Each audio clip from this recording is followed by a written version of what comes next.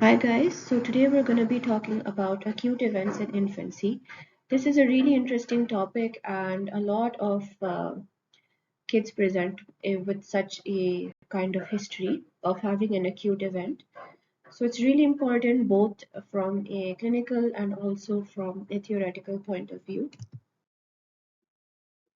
What is an acute event? An acute event is defined as an unexpected change in an infant's appearance, breathing, or behavior. So these are the three components which may be affected in an acute event, and it's a sudden and it's unexpected. So this term or this condition has been recognized for a very long time now, but the terminology has certainly evolved. So initially, it used to be known as a near miss sudden infant death syndrome or aborted crib death. So, why this term eventually became outdated is because most of the SIDS patients do not actually experience an acute event prior to their death. So, it doesn't really, it proves that in a way they are two separate conditions. They are not one following the other. So, an acute event does not proceed into SIDS, and SID is not preceded by an acute event always. The timing of SIDS is usually between midnight and 6 a.m., whereas acute events are usually during the day, the waking hours of the day, 8 a.m. to 8 p.m. The peak incidence of SIDS is between 2 to 4 months of age, whereas acute events are peaking during the first 2 months of life. And most importantly, interventions to reduce SIDS do not prevent acute events. So, one intervention, for example, to reduce SIDS is to lie the baby on their back while they're sleeping. This doesn't prevent an acute event from happening. So, these are two different conditions. Hence, the name was changed to something else, which was apparent life threatening events, or an ALTI. This term used to be defined as an episode that is frightening to the observer, characterized by some combination of apnea, color change, which could have been cyanosis, pallor, or erythema, marked change in muscle tone, which could have been limpness, hypertonia, anything, choking, or gagging. So it's a pretty big definition, but as you remember from the definition of an acute event, it's still covering the main components of involvement, which is the appearance, the breathing, and the color of the baby. And additionally, in some cases, the observer fears that the infant has died. So this used to be the definition of an acute or an apparent life-threatening event. What was the problem with this definition? The problem is that A, it's quite broad. You're having a very wide range of symptoms that the baby can present with, and they would be falling under apparent life-threatening event. And most of the kids who present in this way don't have anything wrong as an underlying cause. And if you're using the word life threatening in front of the parents and labeling something benign or normal as a life threatening event, it becomes really inappropriate and it defeats the purpose of your diagnosis. And so now we are using the definition or the terminology of a BRUE. So a brief, resolved, unexplained event.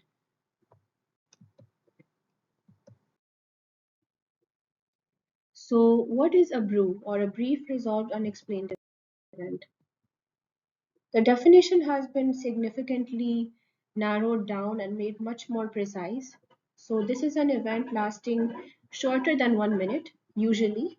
This is the most common, typically 20 to 30 seconds. When the child presents to you, they will have an unremarkable clinical assessment on presentation. This is critical because you are labeling them as having a brief, resolved, unexplained event. So if you're able to find something on the examination or something leading in the history, this is not supposed to be called an unexplained event. You're supposed to diagnose the child and treat them accordingly. So for a brew, they will be having a completely unremarkable clinical assessment on presentation. The age of the baby has to be less than 1 year. If they are more than 1 year, you cannot diagnose them with BRUE anymore, and they should present with one or more of the following: pallor or cyanosis. We're no longer considering redness of the face anymore and as fitting within the criteria for BRUE. If the breathing could be irregular, decreased, or absent, but we are no longer taking choking or gagging as criteria. There should be a marked change in the tone, hypo or hyper, not just becoming a little bit limp for some time, and the level of responsiveness could be changed. So one or more of the following should be present. And as you can see, the addition of an altered level of responsiveness is quite an important one, because that's pretty much the fastest or the best way to know what the child's state is. So this was not there previously, and it's now present in the new definition. So this is basically a summary of the main changes and why the term brew is much better than the term alti. And so this should be remembered as best as possible, because it's quite common. And as a clinician, you should know which child falls under the category of brew and who does not. So this is a table showing the inclusion and exclusion criteria for the diagnosis of brew. So we'll not go over the inclusion criteria because we already discussed it, but we'll have a look at the exclusion criteria. So we can get an idea of which child should never be diagnosed with a BRU. Someone who has fever, any kind of vital sign instability, whether it comes to the respiratory rate, the heart rate, the blood pressure, any kind of mental status change, any tone abnormalities, any kind of abnormality in the history or the physical examination. So these indicate that the child is having an underlying disease, not just an unexplained event. Here as well, seizures, obviously spasms, and interestingly as well, as we mentioned, facial redness is no longer considered as an inclusion criteria. And even for the cyanosis, it has to be central cyanosis, which means that either the face, the gums, or the trunk become blue, not the hands or the feet or the perioral area. So acrocyanosis, which is a blue discoloration of the hands and the feet, which is usually something physiological that happens because of cold weather, that and perioral cyanosis are not counted as uh, falling within the criteria of blue. So once you have decided that your patient is fitting in the criteria of a BRU, you have to risk stratify them. Which patients are coming under the criteria of low risk? Low risk means that most probably this will not happen again, and most probably this does not have any underlying issues which require a detailed, extensive investigation or admission to the hospital. So the first thing is age older than 60 days. If your baby is older than 2 months of age, they are in a relatively more stable age and they're less likely to have a serious underlying problem. If they are having a gestational age more than or equal to 32 weeks, so they are not very preterm, or they have reached the post-conception age of more than or equal to 45 weeks. So even if your baby was born preterm, but now their post-conception age is 45 weeks, so they are out of the high risk zone. If the event was a single event, isolated with no prior episode or without clustering. So let's say you have an episode of cyanosis of the lips and irregular breathing for 20 seconds in a baby who's 3 months old. So, and it happens once, and the baby came out of it in 10 seconds, and now he's completely fine. Sorry. Compare that with the same baby who has the same episode, but every 20 seconds, 4 times. So that is a very high risk patient. So that means that he had a severe presentation. So he cannot fit in the criteria of low risk. Duration of event less than 1 minute. This is also part of the definition, but stringently, if it's less than 1 minute, that's going with a low risk patient. No red flags on history and physical examination. This is obvious because you will, as soon as you have a red flag or any leading history or physical examination finding, you will not label the child with a BRUE. And no cardiopulmonary resuscitation required by a trained professional.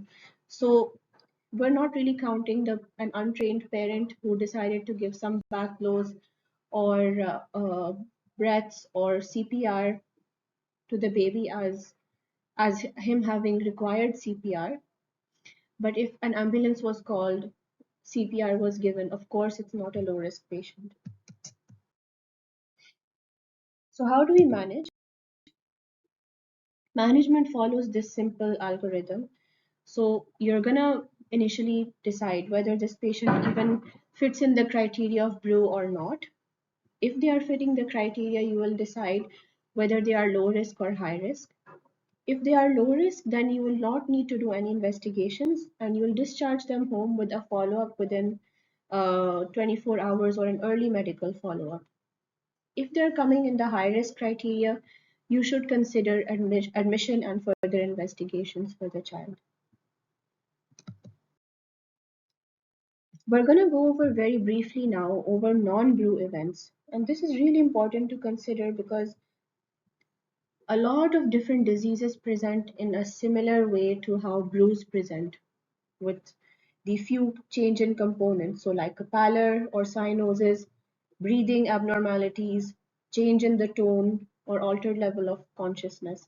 This can happen in so many different conditions, especially in the age less than 1 year. So we need to have an idea of what else to consider much before diagnosing the child with a BRUE. So non-BRUE event or not a BRUE is something that we know very well now after reviewing the inclusion and exclusion criteria.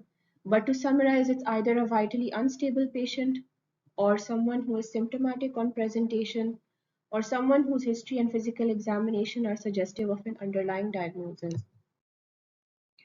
A lot of different conditions, as I mentioned, present like how BRUE presents: gastroesophageal reflux, respiratory tract infection, seizure disorders, sepsis, meningitis, encephalitis, heart arrhythmias, child abuse, craniofacial abnormalities, inborn errors of metabolism, and drug ingestion or poisoning. So I'll spend a minute on each of these just to give an idea of how each of them presents and what are the key points that will help you catch those diagnoses. For gastroesophageal reflux, it's interesting to note that both the physiologic reflux, which is just the normal, which can happen normally in kids, and also the pathological reflux, both of them, due to their irritant nature of the gastric contents, can cause laryngospasm, they can cause airway obstruction, and they can cause aspiration. So, what are the presenting signs in this kind of child? Usually, the baby will be awake and supine. They will have history of choking or gagging during the feed, and they will have features of obstructive apnea. So the history will go like the mother or the father has just fed the baby, put them down on the bed, maybe forgot to burp them, and laid them flat on the bed. Baby regurgitated suddenly, choked on the milk, went blue or limp for a few seconds. The parents picked them up, patted their back, and the baby came back to normal. That is the usual or a very, very common kind of presentation. So that's it for gastroesophageal reflux.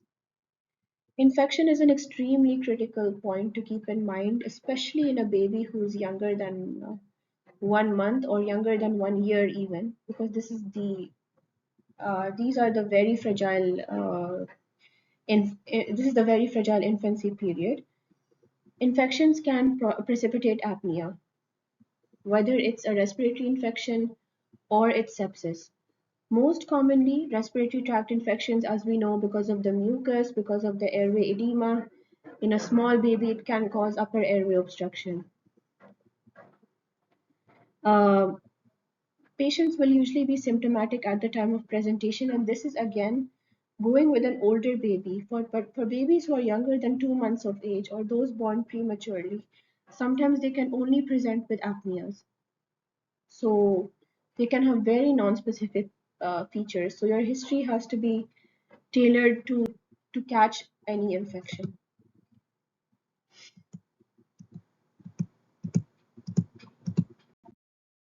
Now, as we mentioned, sepsis must be ruled out in neonates presenting with poor feeding, lethargy, temperature instability, not just fever, even hypothermia in neonates because they cannot regulate their temperature as a mature baby can.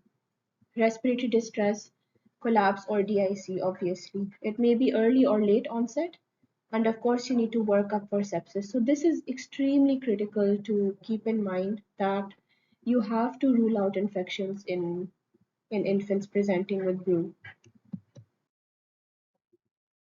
Seizures are another way that that present quite similar to BRUE, and there's a lot of different kind of seizures, as most of us know: generalized focal, tonic-clonic, myoclonic, subtle seizure patterns like limb cycling, eye deviation, or apneas even. So if you have a patient who's at a high risk for seizure disorder, let's say they have hypoxic ischemic encephalopathy, they have a history of prematurity, intracranial hemorrhage, they are suspicious for having a kind of sepsis or infection, possibly meningitis, encephalitis. They are known to have a brain malformation or they have some kind of condition predisposing them to hypoglycemia, electrolyte abnormalities. So you should consider that and work up for infection, electrolytes, glucose, blood gas as per your evaluation. So in this case, you need to have in mind that seizures can present in this way so that you take a more detailed analysis and ask the parents specific leading questions. So, did the child have eye deviation? Did the child have lip smacking? Sorry, did the child have limb cycling? Did the child have any shaking of the body? So, maybe in that moment, the parent doesn't know or feels like the breathing stopping was the biggest presentation of the child, or they only mention that to you that the baby went blue for 20 seconds. They don't realize that the baby was having a seizure until you ask them leading questions, and then you will be able to tell the huge difference between a simple brew and a seizure event. Cardiac arrhythmias are also rare, but the presentation is similar to brew. So in this case, an ECG will help you diagnose, as well as a family history.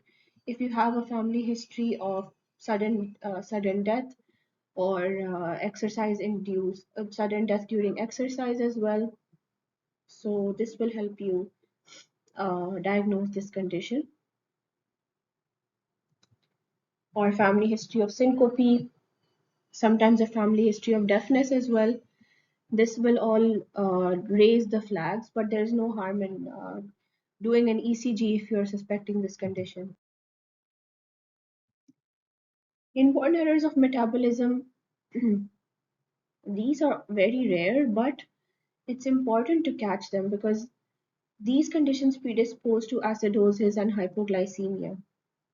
So usually the baby will present with not just an apnea or just a cyanotic episode, but they will usually come with lethargy, which is altered level of responsiveness, possibly hypotonia after a history of vomiting.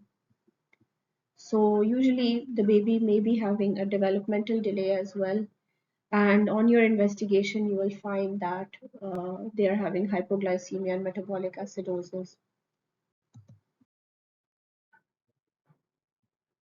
Drug ingestion and poisoning as well is really important to keep in mind. Um, so you should ask about it. If there's any chance that the baby was crawling around the house, got their hands on a kind of medication. So again, in this condition, the baby will most probably not be completely normal if they have fainted, if they have collapsed at home, they have stopped breathing and come to you.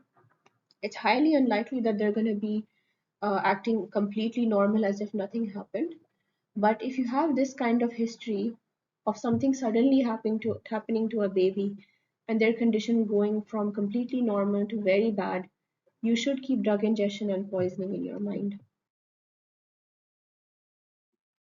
Airway anomalies, now this is a little bit obvious. If you have a child who's presenting with recurrent apneas or choking episodes, it can easily be because of an airway abnormality,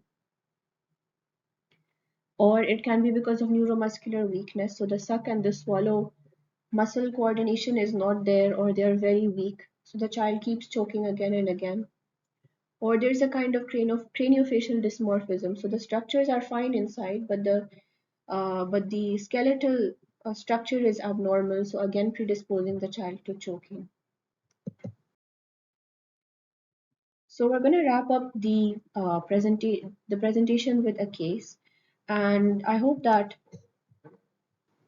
you will follow along and try to decide if you think this is a brief resolved unexplained event, or does it actually lead to a certain diagnosis. So Anne is a 1 month old girl who's brought to you with history of blue skin and floppiness. On presentation she is vitally stable. You see the mother and you decide to take a history. What would you like to ask? So here again, clinical approach is the key, and it's extremely important to have a proper clinical approach. So let's see what kind of questions you should ask. The first thing you need to focus on are the event details. You need to ask if any intervention was done at home, what was that intervention, and what was the outcome of that intervention, and then take a general pediatric history. So, what are the essential questions? In the event, you need to know what state was the baby in. Was the baby lying? Was the baby in a prone position? Was the baby sitting? What was the respiratory effort? What was the color? Did the color change? What was the tone? What was the eyes like? What was the eye position? Was the baby making any noises like a choking, gurgling sound, or a kind of screeching sound if there was hypertonia and a kind of seizure activity? Was there any fluid coming from the baby? Was the baby drooling? Was the baby having secretions from the nose? How long did the event last and who witnessed this event? Intervention as well, we need to know what intervention was done, how long it was tried for, and what was the outcome. And then, of course, the general history, in which you have to ask if there was any such prior event, and then the full other pediatric history. So let's see the answer to our questions. So Anne is a 1 month old girl. This is her third episode of cyanosis, so red flag, and loss of muscle tone since birth. And keep in mind now, she's only 1 month old. Anne is usually awake during the episodes and has been fed more than an hour prior. So being fed more than an hour prior, again, it puts the question of gastroesophageal reflux in at a lower level, because by 1 hour the milk has already passed through the tummy. The cyanosis develops over the face and the body, and then Anne becomes limp and completely unresponsive, and her eyes are usually closed. So cyanosis over the face and the body, this is counting as central cyanosis. So this is significant. She's becoming limp and completely unresponsive. So now she's fulfilling our criteria of high risk BRUE. Breathing efforts are shallow, but no gasping or choking apparent. Each episode lasts for a minute, requiring strong stimulation for recovery. This event can occur in any position and has no relation to feeding, as per the parents. There's no vomiting or abnormal body posturing, no history of recent illness or travel.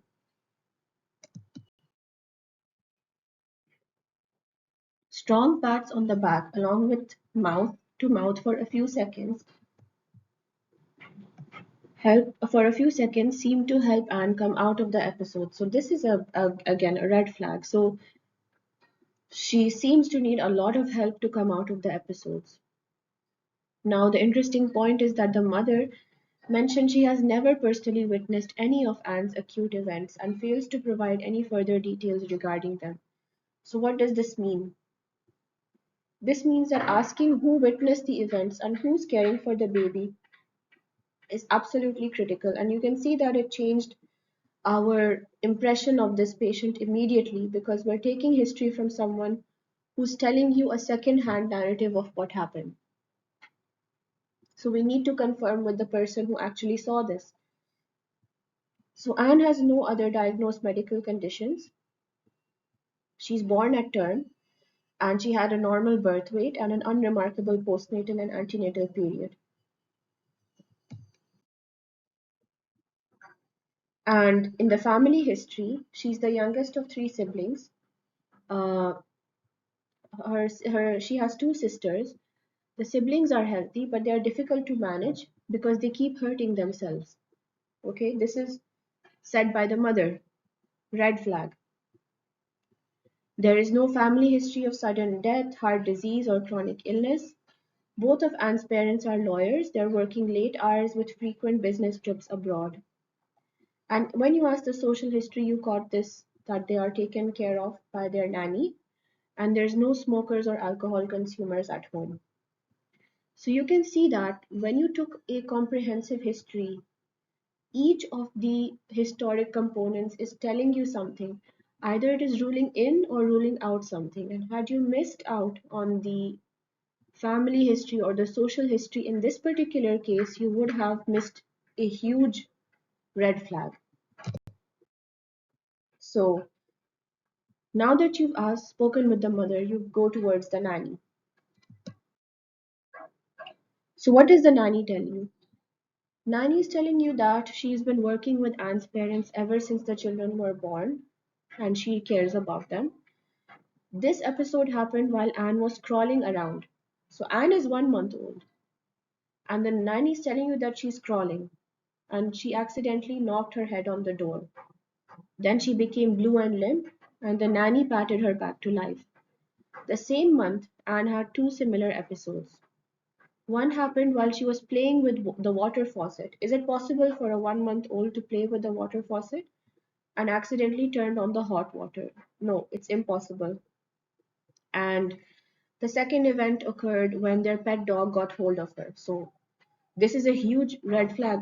If there's nobody taking care of the baby to the extent that a dog in the house can go and attack the baby, um, this is not normal at all. And each time the nanny performed CPR like in the movies. So again, major issue.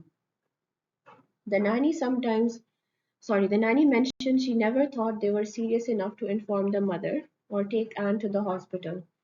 And she says these things are normal and help teach children what's right and wrong. Now we're done with our history, and we can see that from a huge list of differential diagnoses, we're going very close towards one or two different diagnoses. How do you examine a patient? So here you're going to start off with the basics. You need the vital signs and growth parameters. Both are equally important in kids. Not just the vital signs, you need to know the growth parameters as well. And if you're following this child from before, especially now in this kind of child where you're suspecting neglect or abuse, we need to see the growth pattern as well. See their weight today compared to the previous weights, or if you have the weight since birth, the length since birth.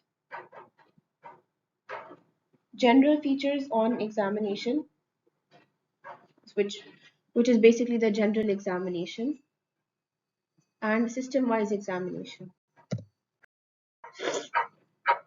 So for our patient, she's stable on room air, vitals are normal. Growth parameters wise, her weight is less than the fifth centile, but the head and the length circumference, the length and the head circumference are on the 50th centile.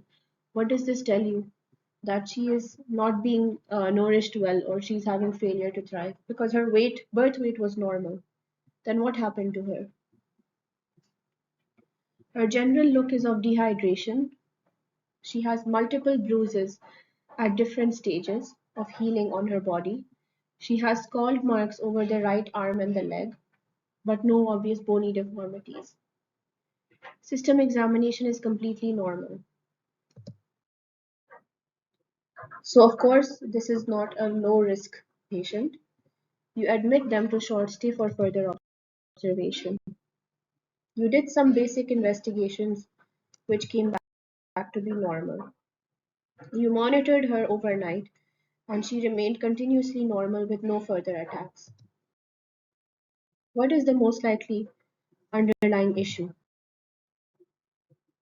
So, this was a case of child abuse. What were the red flags in our history that suggested child abuse? So, no history or denial of trauma despite having a severe injury. So, this is not obviously specific to just limited to our case. These are the general red flags for child abuse. So, if the child presents to you very injured, but the parents or the caregiver is saying, "Oh, nothing happened. He just slipped and fell," or "Oh, it was nothing," or "He never fell," or "This never. It was never like." They're downplaying the severity of the injury. This is a big red flag. Description of events inconsistent with the child's developmental stage, like in our baby. She's just 1 month old, but she's being talked about as if she's a mature child. Unexpected or excessive delay in seeking care. So, exactly like our patient. So, this baby is just 1 month old. She's already been burned, she's already been attacked by a dog, and she has hit her head on the ground. And for each of those times, medical care was not sought, or the parents were not informed by the caregiver. Injury is attributed to in-home resuscitation efforts. So again, this could have been the case in our patient because each time she gets injured, the nanny starts doing CPR like in the movies, quote unquote. So that can easily cause bone fractures in a child or even worse injuries. Caregiver histories that change with retelling or conflict with versions from other observers. This is critical. So if let's say the mother is telling you one story and the father is telling you another story and the nanny is telling you another story, which are not just having the normal human variations, but they are a completely different story. Or if you ask the same person what happened 2, 3 times, and each time they're telling you a different version of what happened, this is a red flag. Severe injury explained as self inflicted or blamed on other young children or pets. So, again, similar to our patient, all the traumatic events occurring in the presence of a single caregiver, like was in the case of our nanny. A history of acute events or sudden infant death in siblings. So here, thankfully, Anne's siblings are alive and well, but if you notice, the mother mentioned that they are difficult because they to care for because they keep hurting themselves, quote unquote. So what kind of statement is that? What does that mean? On physical examination, it will be more obvious. You need to look for it. So you need to expose the child properly and search bruises, especially at different stages of healing, bite marks, oral injuries of the baby like lip lacerations, bruising, labial or frenulum tears. So a frenulum tear is when, uh, let's say, a caregiver pushes the baby bottle inside the baby's mouth. So there's the frenulum under the tongue and the frenulum under the upper lip. They can get torn because of that. Tongue lacerations, broken teeth, scarring, bone fractures, burn marks, scald marks, fractures, or even more serious injuries, of course, like a brain hemorrhage, retinal hemorrhage, major abdominal injury without any apparent explanation. So, in conclusion, acute events in infancy represent a heterogeneous group of patients with diverse pathophysiology. The clinical challenge is to identify which infants will benefit from further testing and prolonged observation while avoiding unnecessary testing, monitoring, and hospitalization. A systematic approach to acute events helps classify patients into either a BRUE or non-BRUE and will guide the further management. Thanks a lot for watching, guys. I hope that you learned something and see you in the next video.